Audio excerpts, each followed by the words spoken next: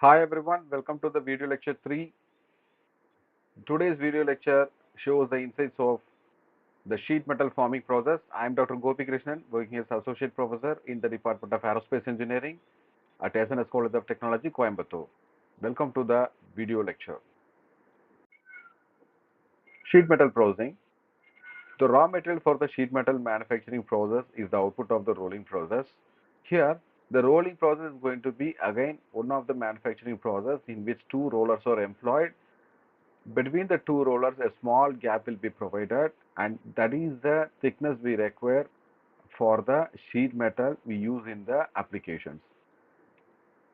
A large component or the large sized component with a greater thickness are fed inside the rollers, and due to the action of the rolling of the rollers, the raw material fed inside the gap between the two rollers, they are compressed together, and the final output will be it has the thickness equivalent to the gap provided between the two rollers.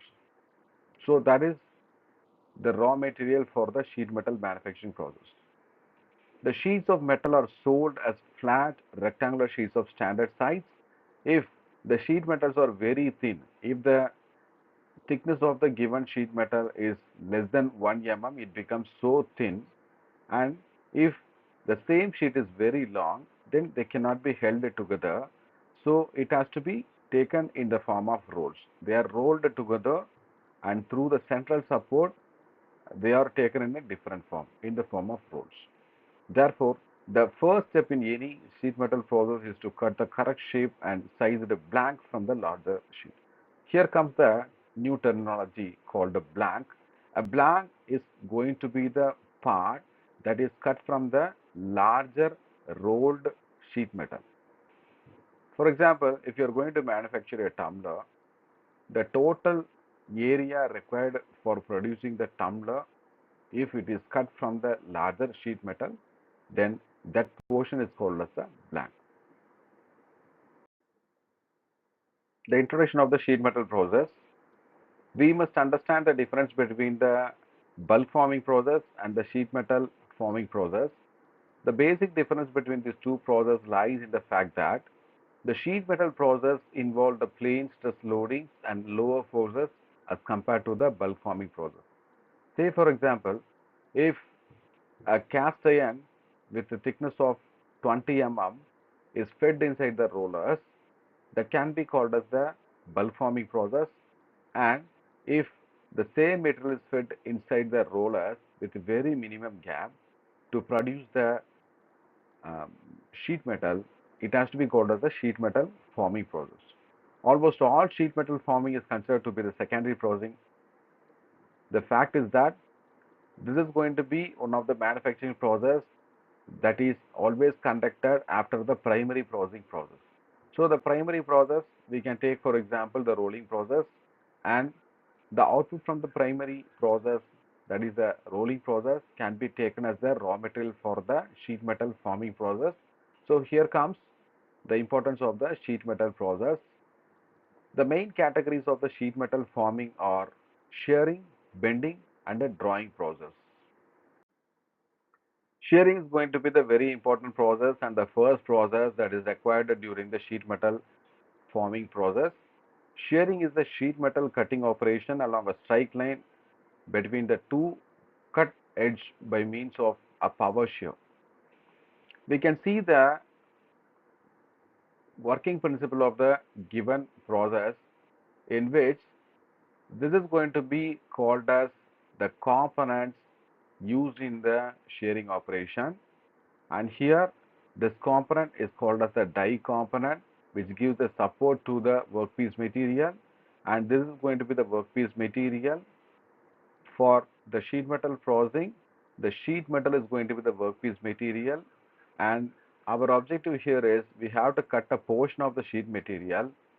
So a kind of tool which resembles like a knife at its edges is fed with tremendous force, and this component that is used for cutting the workpiece material or the sheet metal is called as the punch. And the purpose of punch here is that it is used for the cutting process. Shearing is also the other name for the cutting process. So these are the three important components required for uh, making the shearing operations to happen.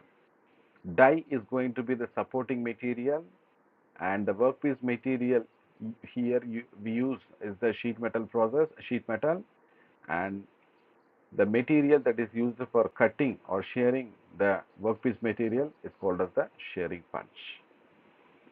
And the same three components are taken together in the right hand side, and here the process we are going to make some kind of forming process over the given component. In other words, this is going to be a forming process and this is going to be the cutting process. Here comes the difference between the blanking and punching operation. These two operations belong to the shearing operation. We know that shearing operation is going to be the operation in which a small portion of the total sheet metal is cut for the further processing. So, if a small piece is cut from a larger piece of sheet metal, then the process can be called as the shearing process. And in the shearing process too, there are two classifications. It can be either the blanking process or the punching process.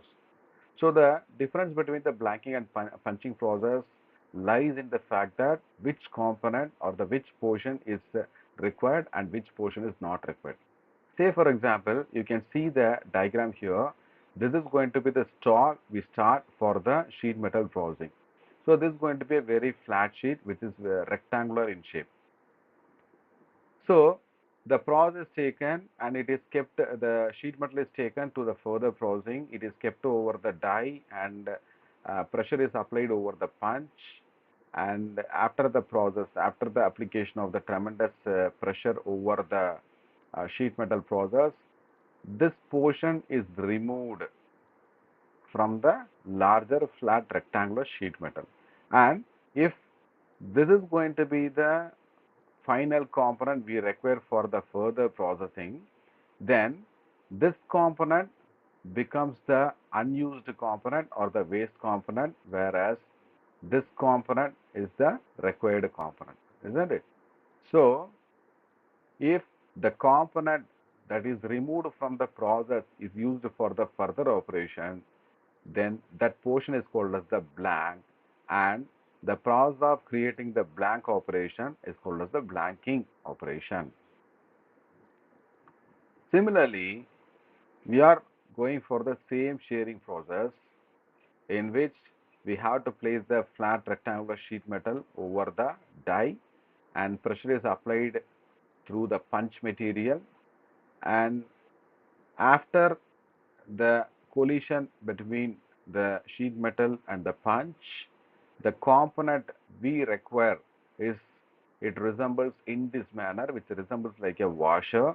A washer is going to be a component which has two circles, inner circle and outer circle, and the inner circle, the material inside the inner circle is always removed. That is the scrap.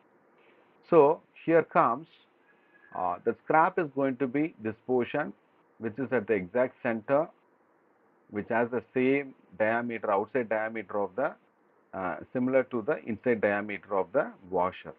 So here this portion is again removed, but what happens here is that this portion is the scrap portion we do not require for the further processing. This has to be taken as the scrap material. This can be again taken and this can be taken for the melting process. So if we are using the same principle for removing the components, and if the removed component is the scrap material, then the process is called as the punching process.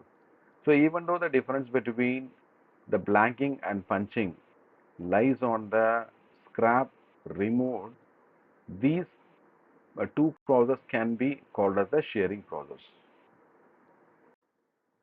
This is the process number 2, which is called as bending operation. Bending is defined as the straining of the sheet metal around a straight edge. If the sheet metal has to be bent to a certain angle, then the process has to be taken to the appropriate die and the punch.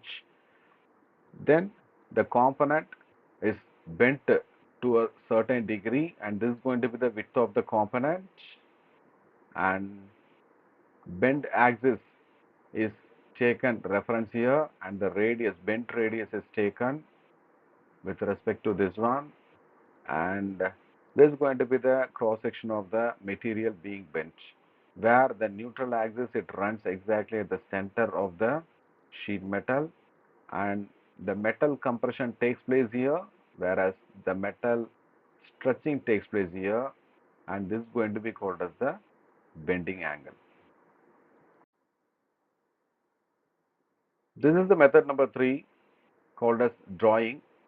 Drawing is a sheet metal operation to make the hollow shaped parts from a sheet blank. You can see from the diagram that this is going to be the step number 1, and this is going to be the step number 2. In the step number 1, as similar to the previous cases, we have to take the die and we need to take the sheet metal along with the punch. With the application of pressure over the punch, the sheet metal gets the forming, gets the shape of the die, and this is going to be the step number 1 before the application of the pressure through the punch. And after the application of the pressure over the punch, the sheet metal it does not go for the shearing operation or the cutting operation. uh, the force applied during the shearing operation is larger than that of the forming operation.